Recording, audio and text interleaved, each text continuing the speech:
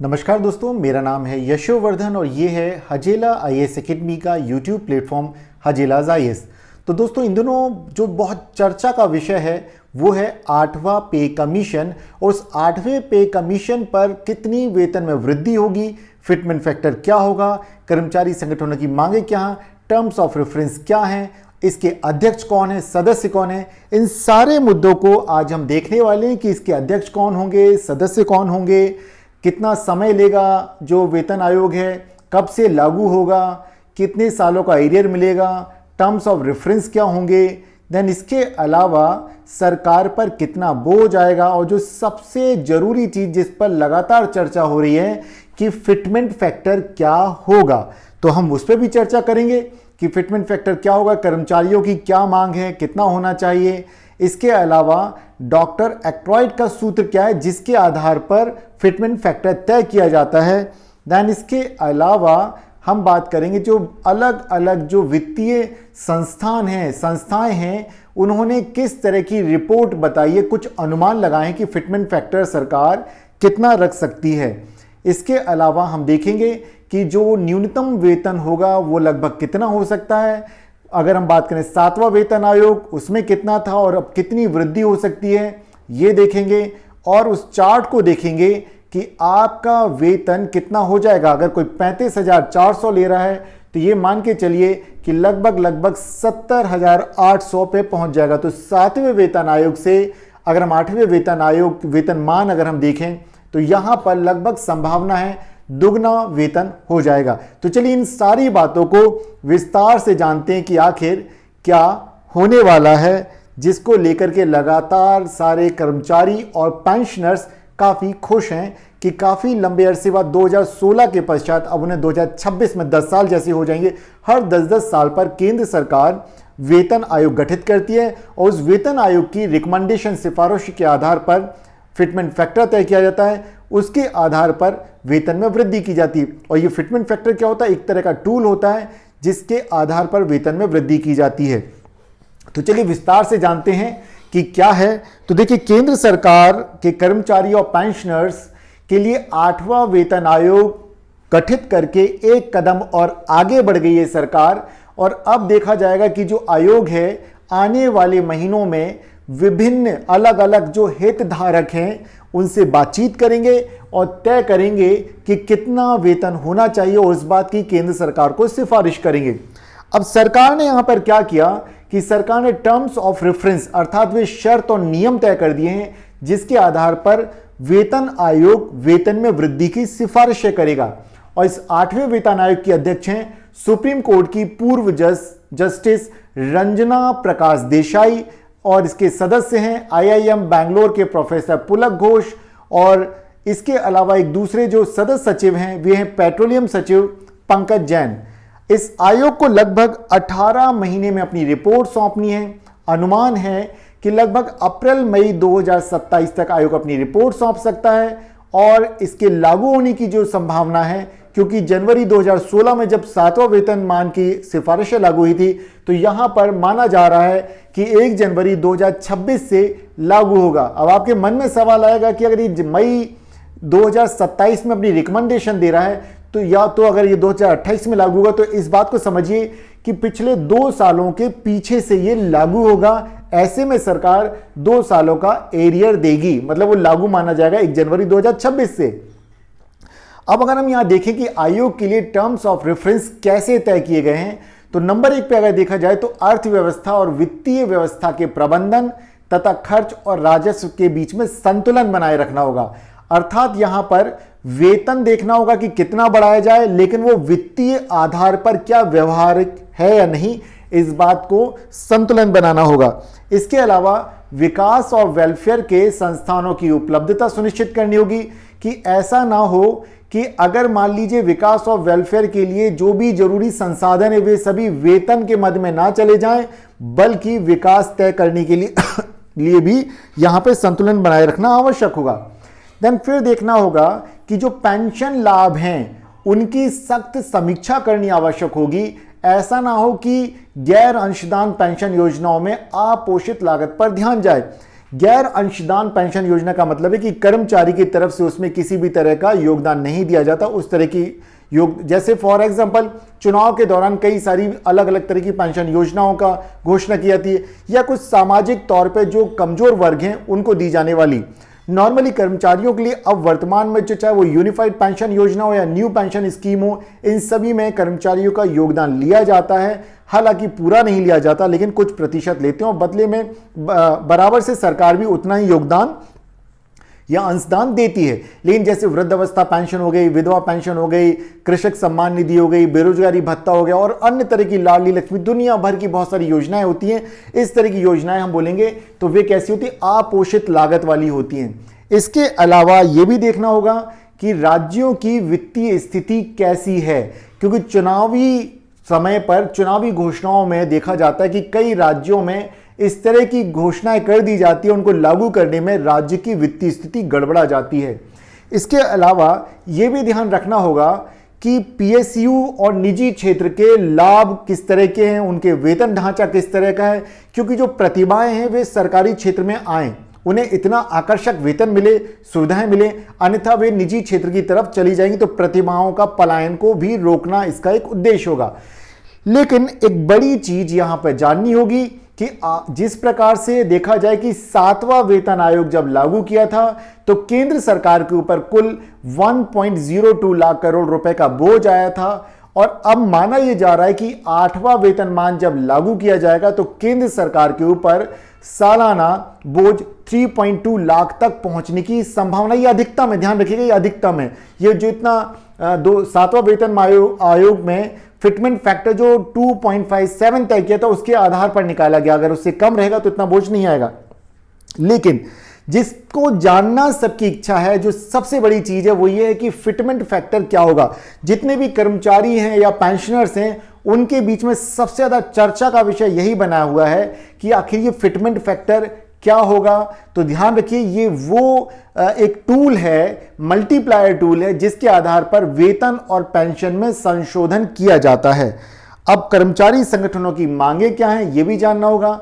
तो देखिए, केंद्रीय कर्मचारियों का प्रतिनिधित्व करने वाली संस्था है जो राष्ट्रीय स्तर की NCJCM, वे कहते हैं कि 8वां वेतन आयोग कम से कम उतना ही तय किया जाए जितना कि 7वां वेतनमान ने सुझाव दिया था, 7वां वेतन आयोग ने सुझाया था, यानी कि 2.57। अब ये तो इन्होंने कह दिया NCJCM ने, लेकिन क्या ऐसा है तो देखा जाए। देखिए अब इसमें क्या होगा, तो इसी संस्था के एक सदस्य हैं, वरिष्ठ सदस्य, उन्होंने कहा फिटमेंट फैक्टर तय करने से पहले देखा जाएगा इन्फ्लेशन की रेट क्या है, महंगाई की दर क्या है, जीवन यापन सूचकांक को देखा जाएगा, और डॉक्टर एक्रॉयड का जो फार्मूला है, इन सभी बातों पर विचार किया जाएगा और उसके पश्चात तय किया जाएगा कि फिटमेंट फैक्टर क्या होना चाहिए। देखिए, कर्मचारी तो डिमांड करेंगे कि 2.57 हो। अब यहां जान लें कि डॉक्टर एक्रॉयड का सूत्र क्या है। तो देखिए, डॉक्टर वॉलेस और एक्रॉयड 20वीं सदी के एक अमेरिकी वैज्ञानिक थे और ये पोषण पर काम करते थे, एक पोषण विशेषज्ञ थे, और उन्हीं के नाम पर यह सूत्र बनाया गया जिसके अनुसार देखा जाता है कि वस्तुओं के जो कौन सी वस्तु जो जरूरत की वस्तु है उनके दामों में जो बदलाव आता है उनको ध्यान में रखा जाता है किसी भी वेतन को तय करने के लिए। और इस बात पर अगर देखा जाए कि कौन तय करता है भारत में, तो शिमला स्थित श्रम ब्यूरो समय समय पर इस सूचकांक की समीक्षा करता है कि वेतन में कितनी वृद्धि की जानी चाहिए। ये ध्यान रखिएगा, ये कहां पर है, शिमला। अब यह भी देखा जाए कि विभिन्न वित्तीय संस्थानों की रिपोर्ट्स में वे क्या रिकमेंडेशन दे रहे हैं कि 8वां वेतन आयोग कितना करेगा। तो देखिए, एम्बिट कैपिटल की रिपोर्ट के अनुसार सरकार 8वें वेतन आयोग में फिटमेंट फैक्टर को 2.46 से ज्यादा नहीं रखेगी, जैसे कि 7वें में कितना था 2.57, बट वे कह रहे हैं यहां पर कम होगा। रिपोर्ट में कहा गया है कि गणनाओं के आधार पर इसका दायरा, किसका, फिटमेंट फैक्टर जो तय किया जा सकता है 1.83 से लेकर के 2.46 के बीच में हो सकता है। वहीं पर कोटेक इंस्टीट्यूशनल इक्विटीज की रिपोर्ट में अनुमान लगाया गया है कि फिटमेंट फैक्टर 1.8 तक रह सकता है। अगर ये मान लीजिए 1.8 रहता है तो इसका तात्पर्य होगा कि कर्मचारियों के वेतन में लगभग 80% की वृद्धि होगी, और यदि 2 रहता, दुगना रहता है तो 100% की वृद्धि होगी। अब दूसरी बात यहां पर यह है कि ध्यान यह रखना होगा कि 8वां वेतन आयोग लागू होने के बाद जो मौजूदा महंगाई भत्ता, जो रेयरिंग अलाउंस है, जो वर्तमान में 58% है, यह आ जाएगा 0 पर। तो अगर देखा जाए तो इससे क्या होगा कि जो भी वृद्धि होगी वो इतनी ज्यादा नहीं प्रतीत होगी, क्योंकि देखिए महंगाई तो लगातार बढ़ी रही है, तो माना यह जाएगा कि बहुत ज्यादा वेतन वृद्धि का असर भी नहीं देखा जाएगा। कि अगर मान लो इन्फ्लेशन को और ज्यादा बढ़ाने में, अगर हम कहें कि अचानक से मार्केट में पैसे का जो कैश इनफ्लो है वो बढ़ गया, तो उसका असर हमें उतना नहीं दिखेगा, ना ही लोगों के जीवन स्तर पर दिखेगा, लेकिन पहले की तुलना में वो कम से कम ज्यादा वेतन प्राप्त करेंगे, ज्यादा अपनी जरूरतों को पूरा कर पाएंगे। अब अगर हम यहां पे बात करें कि 8वां वेतन आयोग में कितनी संभावना है कि कितना हो सकता है मूल वेतन, तो अगर हम बात करें कि देखिए वर्तमान में अगर हम बात करें तो 7वें वेतन आयोग के तहत न्यूनतम वेतन कितना है, 18,000। यदि नया फिटमेंट फैक्टर 1.8 तय किया जाता है तो यह बढ़कर हो जाएगा लगभग 32,400, मतलब 32,400 रुपए।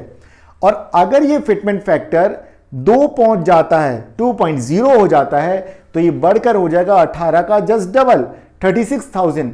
हालांकि ये तय करना अंतिम तौर पर केंद्र सरकार के अधिकार में है कि वो कितना फिटमेंट फैक्टर रखता है, लेकिन हम कम से कम इतना तो उम्मीद कर ही सकते हैं, जिस तरह की 7वें वेतन आयोग में अगर हम यहां देखें कि बेसिक सैलरी अगर यहां पर 18,000 है उसके अकॉर्डिंगली, और यहां 2 गुना भी किया जाता है, अगर मान लीजिए इसमें 2.00% अगर हम बात करें फिटमेंट फैक्टर तय किया जाता है, तो वेतन जस्ट डबल हो जाएंगे, 18,000 का पहुंच जाएगा 36 पर, और 7वें लेवल पर अगर हम देखें या 6वें पे देखें तो 35,000 जिनका वेतन है वो पहुंच जाएंगे देखिए कितना, 70,000 पर, तो 35,400 पहुंच जाएगा 70,800 पर।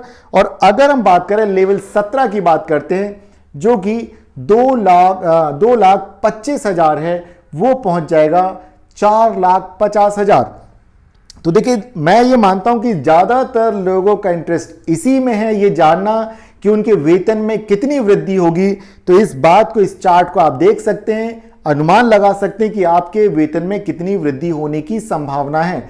बट ये तो तय मान के चलिए कि कुछ भी हो जाए 1.8 से नीचे फिटमेंट फैक्टर तय नहीं किया जाएगा, उससे ज्यादा ही रहेगा। तो आप खुश हो सकते हैं, आपके खुश होने की वजह यहां पर मिल रही है आपको।